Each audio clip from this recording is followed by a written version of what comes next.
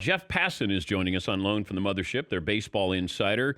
Jeff, thanks for joining us. I'm curious if the obstacles of safety are larger than the obstacles of the money here with Major League Baseball. I mean, they should be, right? Like that should be what the priority is. But this is sports, and this is baseball in particular. And these things tend to be really cyclical. It's always about money. At the beginning, they fight about it publicly. Then they realize how obnoxious that looks, and they take it inside. And they recognize that if they continue to fight about money, and end up not having a deal, it's going to be 1994 all over again. And look, if you want 1994 all over again, fine, go ahead and have it. Just don't have it in the middle of a pandemic. Just don't do that, because it's wrong. It's bad for everybody involved, and I hope that the adults in the room recognize that. All right, as we move forward here, and hopefully baby steps here, I still keep hearing, and I've heard this, I think, for 5 weeks now, is July 4th, around July 4th. What has to happen? Is July 4th a reasonable target date here?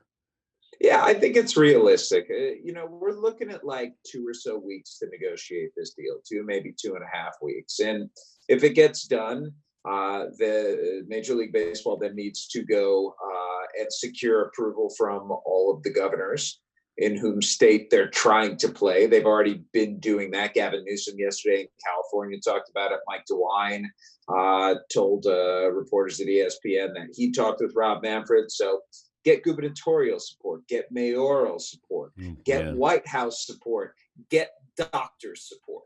And Anthony Fauci is coming out this morning and talking about how we're reopening too quickly. Getting Anthony Fauci support would be a really big deal. Having Anthony Fauci say, I don't like what baseball is doing, that wouldn't be very good. All right. So when we do come back, I'm going to be optimistic here. I don't want to be Danny Downer. When we do come back, are we looking at 80 game schedule? Is that reasonable to get 80 games in per team, given the travel involved, and when do we end up with a World Series? Well, the travel looks like it's going to be different than usual. You're not going to have any teams taking cross-country flights. If you're the New York Yankees, you're going to play your 4 other teams in the AL East and 5 teams in the NL East. And so if you're in New York, you might drive to Philadelphia, you drive to Boston, you drive to Washington. Clearly, you drive to Citi Field in New York. I mean, they're going to try and do that. It's much easier among East teams and West teams than it is Central Division teams. They can get in 80-something games, especially if they're going to be double headers.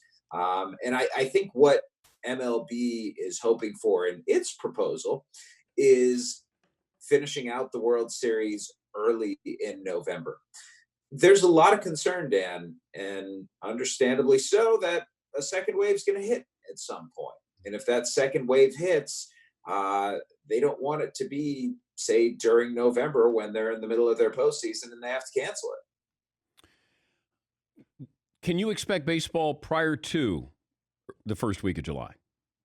No, it Okay. will not be back. It will not be back before that. No. I think first week of July is optimistic, but I think it's doable, and everything has to go right.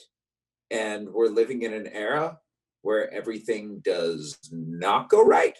So I think at this point, they are hopeful that first week of July can happen. But if it got pushed back to the middle of July, they'd still figure things out. Jeff, always great to talk to you. Thank you. We appreciate your time. Pleasure's mine, Dan. Thanks for having me. That's Jeff Passan. He's baseball insider for ESPN.